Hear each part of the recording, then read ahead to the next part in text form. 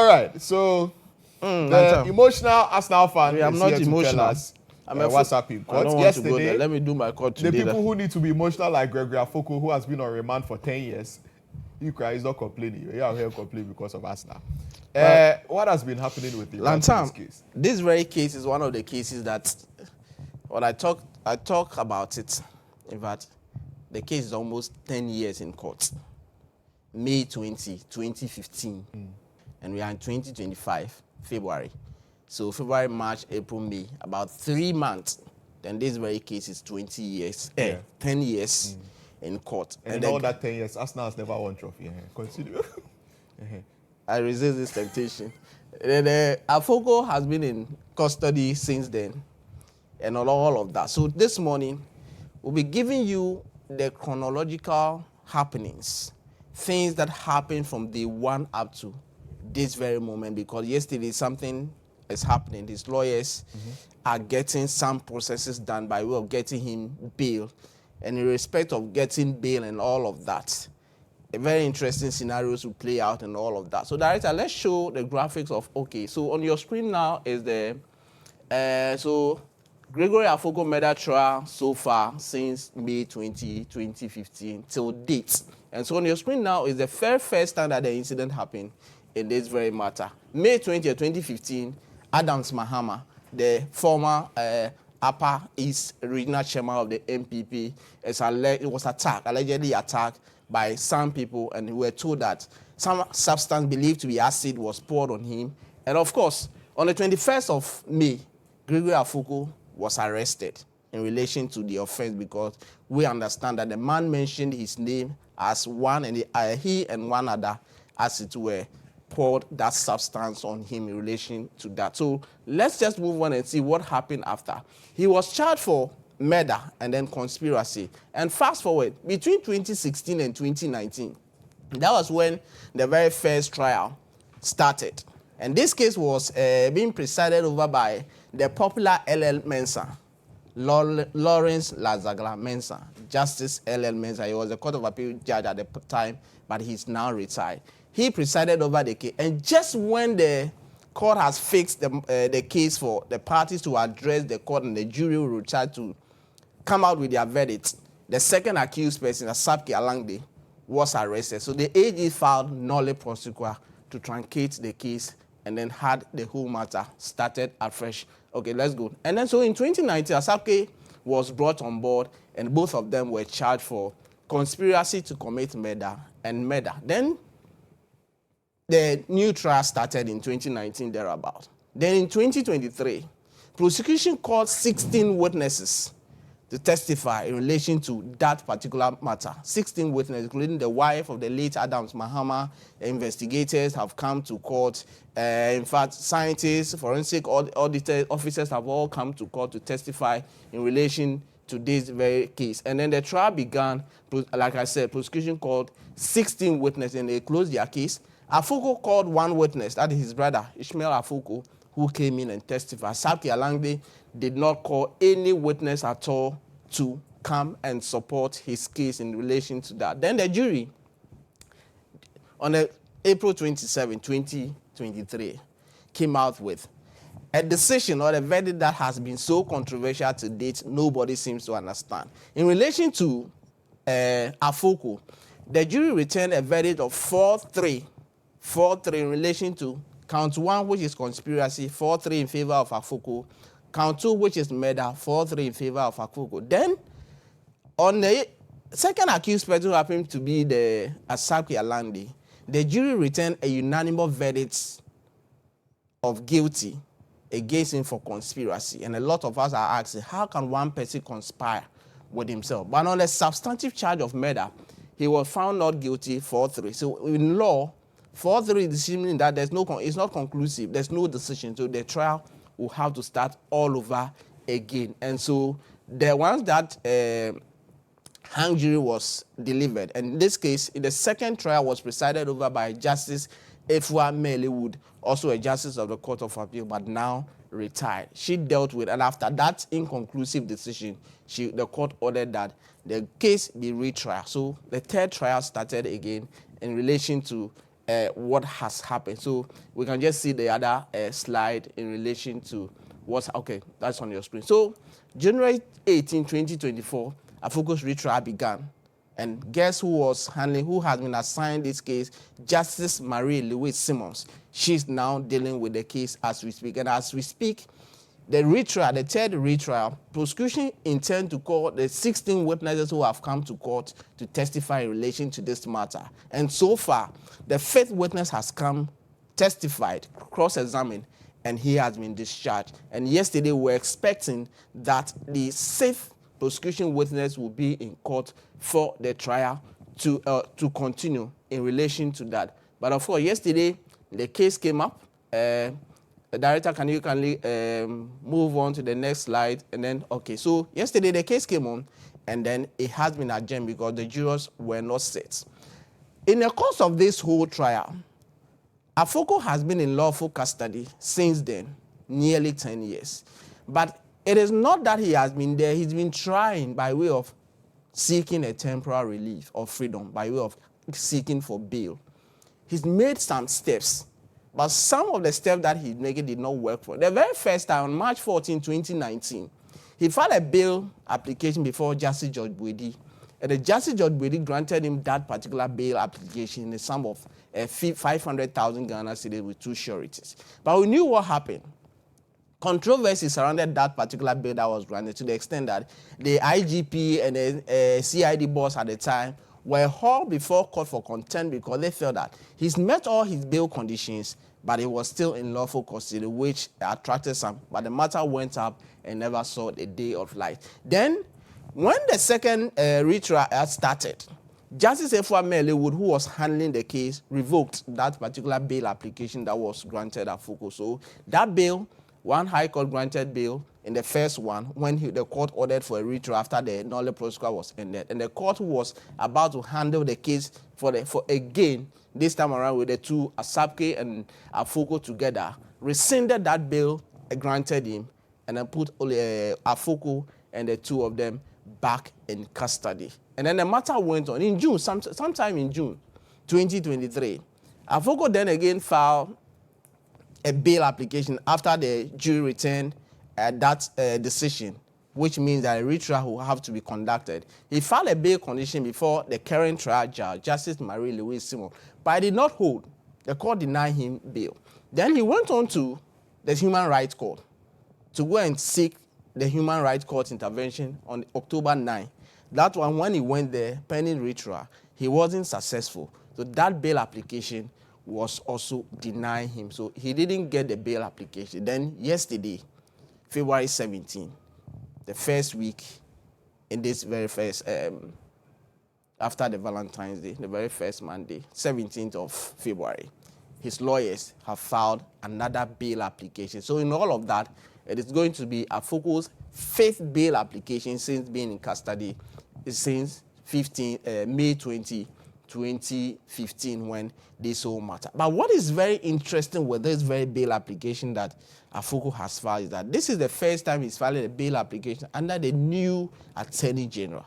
And the new Attorney General, if anything, or whatever he has said before is anything to go by, then I do not think that prosecution is going to oppose to the bail conditions or this very bail application that has been filed by Gregory Afoko and his lawyers. And guess what? On Friday, 21st of February, this case will come out before Justice Marie Louise Simmons. The lawyers will move that particular bail application, hoping that his temporary freedom will be gained. So this very Afoko case, since May 20, 2015, this is where we have gotten to. I've taken you from day one, the first trial handled by Justice L.L. Mensah, the second one, Justice Salifu Amoako, and now Justice Marie Louise Simmons is handling that. And the numerous bail applications that he filed, one granted, he was revoked along the line. And he has the very latest one, which will be dealt with on Friday, 21st of February, 2025. So that is just by way of those who want to know or those who are interested or those who have been following this case. What has been happening in relation to the Afoko trial so far? This is where we are getting to. So let's see whether on Friday he will be this time lucky. Yesterday the case was called, but there was no show because one of the jurors was not present. In fact, the foreman of the jurors was not present. So yesterday has been adjourned. The main case has been adjourned to March 5th of March. But on Friday, he'll be before the court to deal with the issue of the latest bail application, hoping that the court will now give him his temporary freedom. So that is it for the Afoko's case so far. You know, it's quite interesting that one case has traveled all of this time, right? Yes. Some of these things are typical of our justice delivery system here, you know, in this country. And, you know, since this happened, that was 2015, right? 2015, yes. Traveled 10 years. And since he was arrested and put behind bars, he has been, you know, in lawful custody while his trial has been going on, and he's been denied bail all of this while. Absolutely. And the jury, which was supposed to either convict him or set acquit him, free couldn't agree on the decision. properly on a decision. Yes. 4 of them believe that he was innocent. 3 of them believe that he was. He wasn't. He was He guilty. was guilty. And that is a hung And jury. so there has to be a retrial. Absolutely.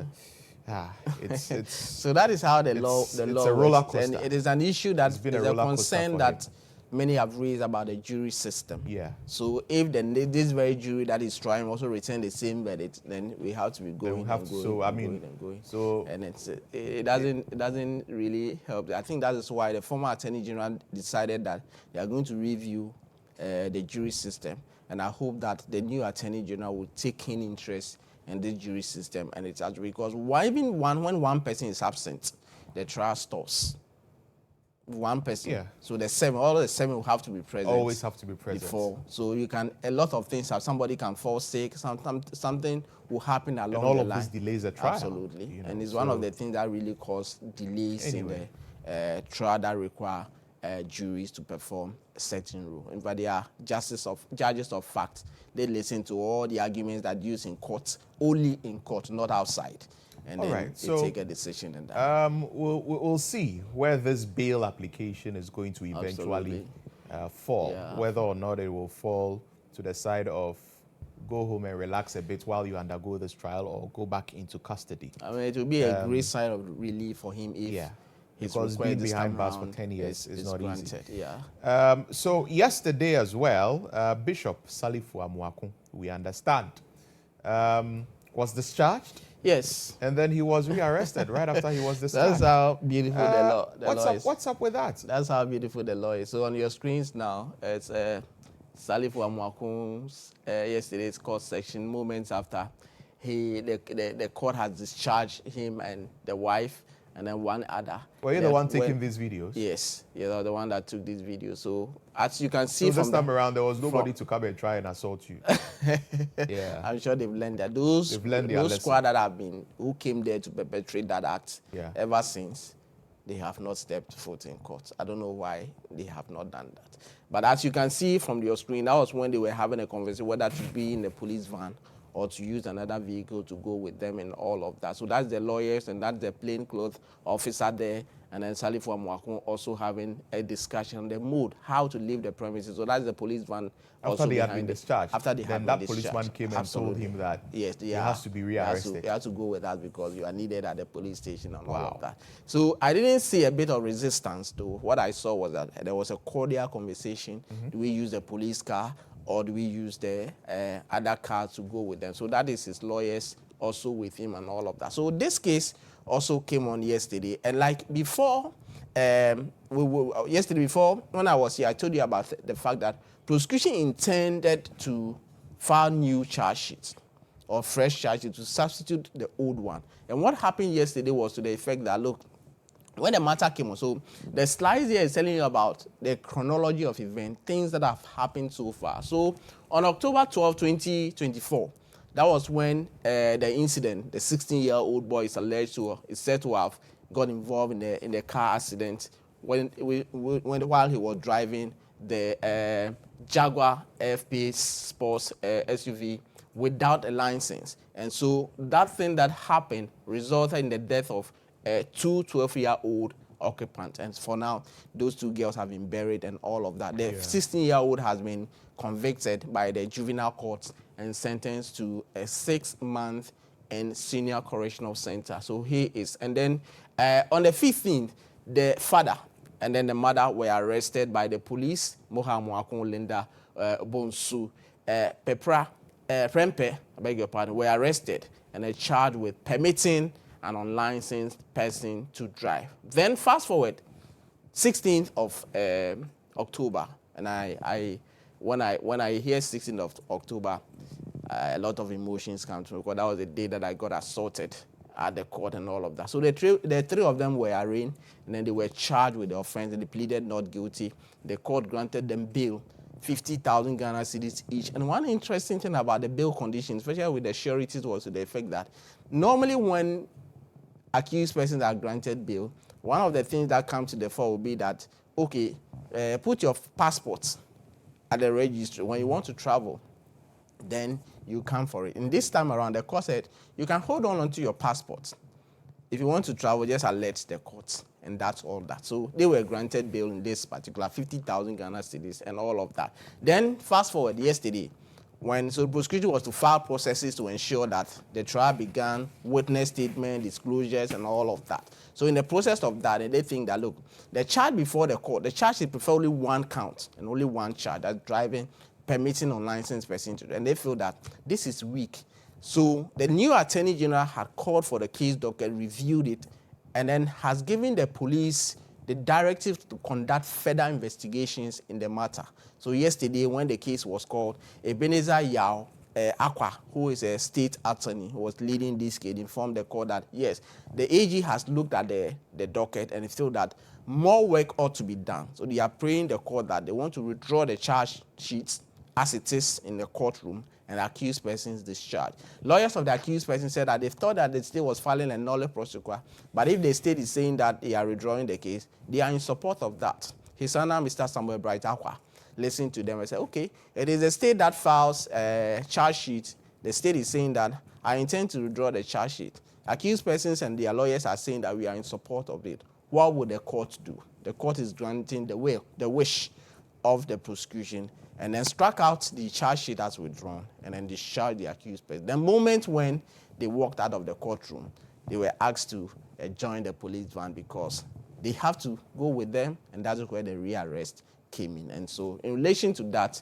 yesterday they were discharged on the orders of the Attorney General, but immediately. One of the things that I note was to the effect that, look, they didn't want the situation whereby they will be coming to court seeking an adjournment, but they felt that, okay, at this particular point in time, let's take them, bond them, grant them police inquiry bail, and then investigations are underway. Once everything is concluded, we just invite them, arrest them, charge them, and then the new charges will be preferred against them. So that is what happened in relation to the Salifu Amoako and the wife and the one other who were in court over the 16-year-old boy's incident. And for that matter, yesterday, the charge sheet was withdrawn. We'll see what the Attorney General is going to do with regard to this. But finally, Oliver Barker-Vormawor's treason felony case, we understand that there's been an adjournment. Yes. So this case yesterday, what was supposed to happen was for the court to supervise the jury selection.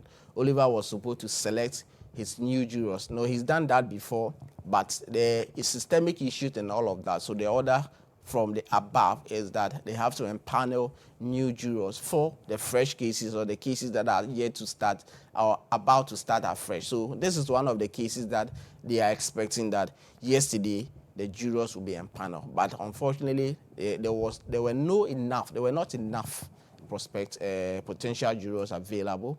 And so Justice Mary Mami Yenzo has adjourned the matter to the 18th of March. And the 18th of March, this case will be recalled and they will see and what will happen in relation to that. Yesterday, when the lawyers were announcing themselves, one of the things that especially lawyers of Oliver, Richard Lindsay, who held brief for Justice Dr. Stremsai, announced that he was holding brief for Dr. Judge Stremsai. And the judge asked, is he not the Deputy Attorney General? I said, designate, Deputy Attorney General designate. So how that will pan out in the coming days will be very, very interesting and all of that. He complained about the fact that he's losing his lawyer, Dr. Judge Stremsai, to the state and all of that. So that's what happened in relation to some of the things that took place in court and all of that. Afoku, Salifu Amoako, and then Oliver Barker. The treason felony matter. Thank you, Captain, for that detailed presentation. I mean, I wish us now could, be as detailed when it comes to winning trophies as you've done the presentation this morning. Unfortunately,